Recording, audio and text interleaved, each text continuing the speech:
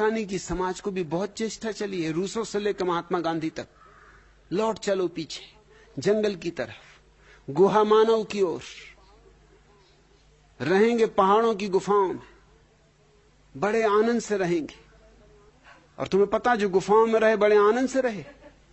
एक आध दिन जाके, एक आध दिन रात गुफा में तो रह के आओ, फिर भूल के गुफा वगैरह की बात ना करोगे। रात भर सो ही ना पाओगे। पहली तो बात, कहीं सांप, कहीं बिच्छू, और कहीं शेर आ जाए और दहाड़ दे।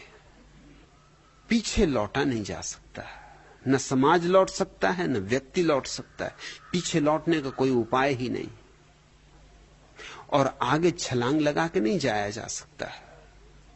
वर्तमान को जियो उसकी समग्रता में, क्योंकि वर्तमान से ही भविष्य का जन्म होता है। वर्तमान के गर्भ में भविष्य पकता है। अतीत तो लाश है, भविष्य गर्भ है, और वर्तमान दोनों के मध्य में वहीं जीवन का सार छिपा है। तुम कहते हो आगे कुछ दिखाई नहीं देता, पीछे जाना नामुमकिन लगता है।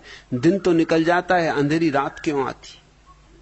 जगत द्वंद है, और जगत के होने का ढंग द्वंद है, द्वंदात्मक है, डायलेक्टिकल है। अगर रोशनी है तो अंधेरे के बिना नहीं हो सकती, और अंधेरे में क्या बुरा है? वेदांत अंधेरे के सौंदर्य को भी समझो। सदियों सदियों में तुमसे कहा गया है कि परमात्मा प्रकाश है। इसका यह अर्थ मत समझ लेना कि परमात्मा प्रकाश है, इससे परमात्मा का कोई संबंध नहीं। यह वक्तव्य तो हमारे डर के कारण निकला है। हम अंधेरे से डरते, हम अंधेरे से भयभीत, और वो अंधेरे का भय भी गुफा मानव के समय से चला आ रहा है। जब आदमी जंगल में था और अंधेरे में था तो रात बड़ी खतरनाक थी, दिन तो गुजर जाता था, क्योंकि दिन में रोशनी होती थी, बच सकता था, बचाव कर सकता था। जानवर आ जाए झाड़ पे चढ़ सकता था, जानवर आ जाए भाग सकता था, जानवर की दहाड़ सुनाई पड़े छिप सकता था, अपनी गुफा के दरवाजे पर पत्थर रख सकता था, कोई उपाय कर लेता। मगर रात अंधेरा छा जाता, तब आग भी नहीं खोजी गई थी। रात के अंधेरे में उसको कुछ समझ नहीं आता कि अब क्या करे। सांप बिल्कुल छाती पे आ जाए तब पता चले, और सिंह सामने आ जाए तब पता चले।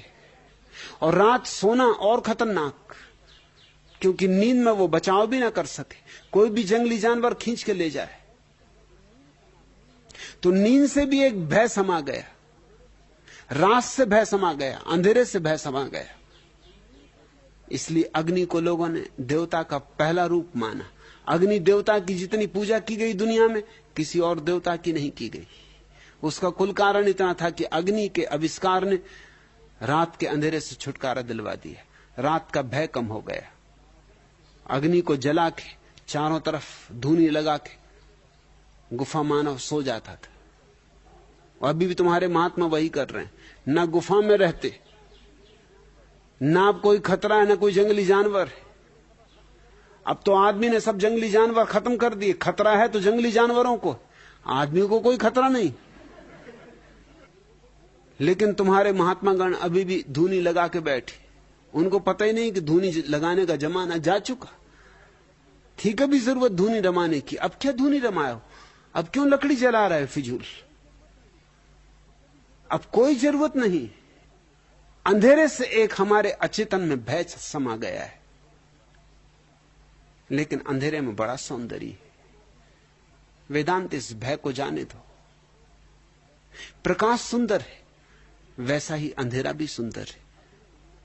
प्रकाश की अपनी महिमा है, अंधेरे की अपनी महिमा है, क्योंकि परमात्मा के दोनों पहलू, प्रकाश और अंधेरा, एक ही सिक्के के दो पहलू जैसे।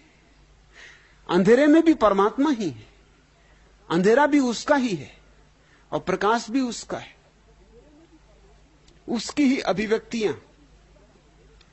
तुम जरा अंधेरे के गुण तो देखो, अंधेरे की गहराई देखो, अंधेरे की शांति देखो, अंधेरे का सन्नाटा देखो, अंधेरे का संगीत देखो। और अंधेरा तुम्हें बिल्कुल अकेला छोड़ देता है। अकेलेपन का मजा देखो, एकांत का मजा देखो। रोशनी में तो तुम अकेले हो ही नहीं सकते, कोई ना कोई मौजूद है, कोई ना कोई दिखाई पड़ता है। अंधेरे में तुम बिल्कुल अकेले हो सकते हो, बीच बाजार में भी अकेले हो सकते हो, अपने कमरे में भी अकेले हो सकते हो, पत्नी भी हो, बच्चे भी हो, तो भी तुम अकेले हो सकते हो।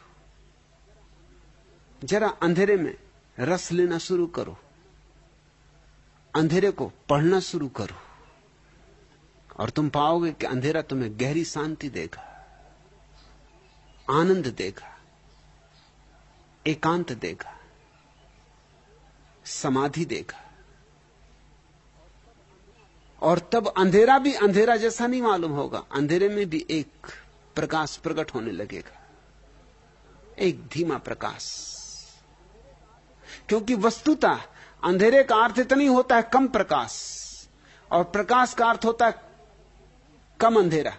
वो दोनों अलग चीजें नहीं है। जैसे गर्मी और सर्दी अलग नहीं है, जैसे स्त्री और पुरुष अलग नहीं है, वैसे जीवन और मृत्यु अलग नहीं है। और जब तक तुम अंधेरे को प्रेम ना कर पाओगे, तुम कभी मृत्यु को भी प्रेम ना कर पाओगे। और जो मृत्यु को प्रेम नहीं कर सकता, उसका जीवन अधूरा है, खंडित है। वह अखंड परमात्मा को ना जान सकेगा। उसे उसके सब रूपों में अंगीकार करना है, तब तथाता पैदा होती। सब रूपों में, कांटों में भी वह जब दिखाई पड़ने लगे, फूलों में तो दिखाई पड़ जाता, ये ठीक, ये कोई खास बात नहीं, किसी को भी दिखाई पड़ जाएगा। लेकिन कांटों में भी दिखाई पड़ने लगे, जीवन में उसकी लहर मालूम होती, ये तो ठीक, लेकिन मृत्यु में भी उसकी ही उपस्थिति अनुभव होने लगे। और प्रकाश में ही नहीं, अंधकार में भी वही तुमको घेरे। और अंधकार की मखमली स्पर्श, तुम जरा भय छोड़ो तो तुम आंदोलित होने लगोगे। अंधेरे में भी मस्त होगे और रोशनी में भी मस्त होगे। रोशनी का अपना मजा, अंधेरे का अपना मजा, जागरण का अपना सुख, निद्रा का अपना सुख। इस जगत में प्रत्येक चीज में परमात्मा समाया हुआ है। इस सत्य को हृदयंगम करो और किसी चीज का विरोध नहीं करना है। यही तो मेरी मूल शिक्षा है। किसी भी चीज का निषेध नहीं करना, अंधेरे का भी नहीं, मृत्यु का भी नहीं। अंगीकार करना है, आत्मसात करना है, समग्र को आत्मसात करना है, तो ही तुम जान सकोगे कि परमात्मा क्या है। और जिसने परमात्मा को नहीं जाना, उसने कुछ भी नहीं जाना। और जिसने परमात्मा को जाना, वो चाहे और कुछ भी ना जानता हो, उसने सब जान लिया है। वेदांत प्रार्थना से भरो कि वो तुम्हें अंधकार में भी दिखाई पड़े, मृत्यु में भी दिखाई पड़े, कांटों में भी दिखाई पड़े, असफलताओं में भी दिखाई पड़े, विरह में भी दिखाई पड़े। मिलन में तो दिखाई पड़ता ही है, उसके लिए कोई खास खूबी की जरूरत नहीं। जब विरह में भी दिखाई पड़ने लगता है, तब समझना तुम्हारे पास अंतर्दृष्टि है। जग के उर्वर आंगन में बरसों ज्योतिर्मय जीवन, बरसों लघु लघु तृण तरु पर हे चिर अव्यय चिर नूतन, बरसों कुसुमों में मधुबन, प्राणों में अमर प्रणय घन, स्मित स्वप्न अधर पलकों में उर अंगों में सुख यौवन, छू छू जग के मृत रजकण, कर दो तृण तरु में चेतन, मरण मरण बांध दो जग का, दे प्राणों का आलिंगन, बरसों सुख बन सुषमा बन, बरसों जग जीवन के घन, दिस दिस में और पल पल में बरसों संसरती के सावन। परमात्मा बरसने को राजी है, तुम पुकारो भर, तुम निमंत्रण भर दो। वह अतिथि तुम्हारे निमंत्रण की प्रतीक्षा कर रहा है।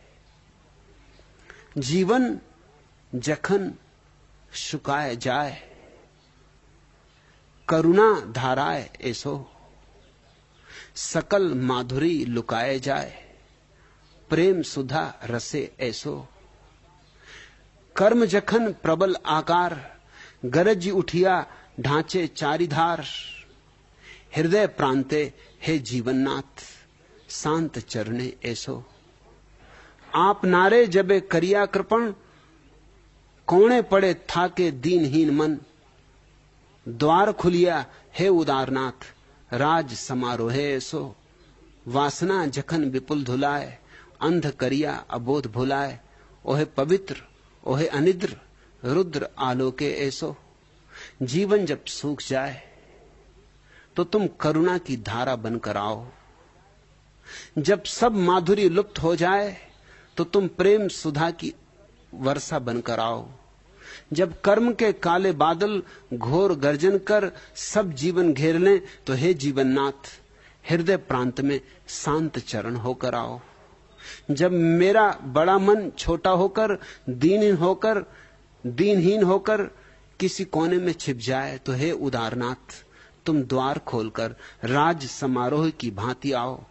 और जब वासना की कठिन आंधी अंधा बनाकर बोध भुला दे, तो हे पवित्र हे जागृत बिजली चमकाते हुए आओ। पुकारो, वह आने को तत्पर है, प्रतिक्षण राजी, लेकिन तुम्हारे बिना बुलाए नहीं आएगा, तुम्हारे बिना निमंत्रण के नहीं आएगा। तुम्हारे प्राण जब उसके लिए प्यास से परिपूर्ण भर जाएंगे, तो क्षण भी देर न होगी। न पीछे जा सकते हो, न आगे जा सकते हो, लेकिन परमात्मा में जा सकते हो और परमात्मा तुम में आ सकते हो।